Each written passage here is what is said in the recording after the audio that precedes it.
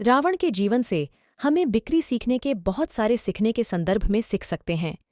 मुझे विश्वास है कि यह नकारात्मक चरित्र हमें बहुत सारे जीवन सीख सिखाता है जो B2B बिक्री में सफल होने के लिए लागू किए जा सकते हैं। अब आपको यह सोच रहे होंगे कि एक ऐसे चरित्र जो अपनी नकारात्मक गुणों के लिए मशहूर है हमें कैसे सिखा सकता है। चलो हम किसी ऐसे व्यक्ति की गुणों में और गहराई से खुद ब खुद डूबते हैं जैसे कि रावण, और देखते हैं कि उसका जीवन हमें बिक्री में सफलता पाने के लिए कैसे सिखा सकता है। रावण एक संयमी शासक थे। वह किसी सामान्य व्यक्ति की तरह तुरंत परिणाम प्राप्त करने या कम प्रयास में तुरंत संतोष पाने की तरह अन्यायी नहीं थे। पुराणों में उल्लिखित है कि भगवान ब्रह्मा से विशेष आशीर्वाद प्राप्त करने के लिए उन्होंने केवल दिनों, सप्ताहों या महीनों के लिए नहीं बल्कि 10,000 साल तक तपस्या की।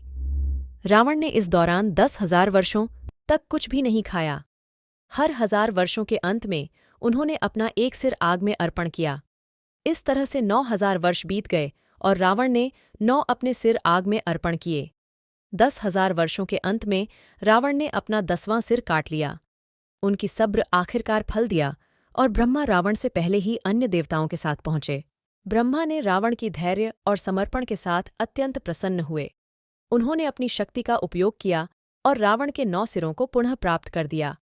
फिर उन्होंने उसे अमर जीवन और देवीय जीवों के क्रोध से सुरक्षा की वरदान दिया, केवल मानवों के लिए छोड़कर।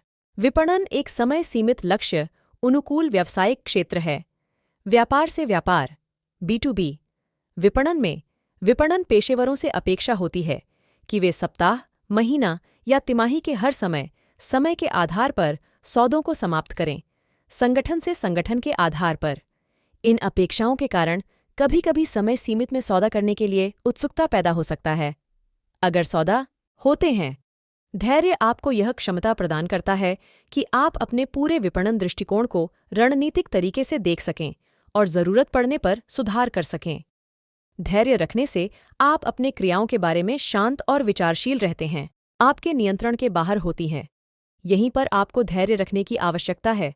हालांकि धैर्य रखना यह मतलब नहीं है कि आप संतुष्ट हैं। इसका मतलब नहीं है कि आप अपने लक्ष्य प्राप्त करने के लिए कठिन मेहनत नहीं करेंगे। इसका मतलब है कि आप वर्तमान परिस्थितियों को स्वीकार करते हैं, आपके ग्राहक के प्रति सहानुभूति है और आप खुद पर कठिन नहीं।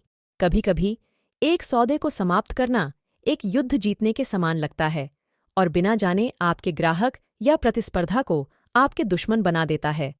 लेकिन धैर्य अभ्यास करने से सौदे को जीतने की तरह एक पहाड़ के शिखर को पहुंचने की तरह लगता है। जब आप एक पहाड़ के शिखर पर पहुंचना चाहते हैं तो वह व्यक्ति जिसे आपको जीतना है वह केवल आप खुद होते हैं, रावण की तरह। यदि आप अपने मार्ग पर धैर्य से आगे बढ़ते रहते हैं और आखिरी लक्ष्य पर केंद्रित रहते हैं, आखिरकार ऐसा होगा जैसे रावण के लिए हुआ था, और कोई भी आपको विजयी नहीं बनने से रोक सकता है।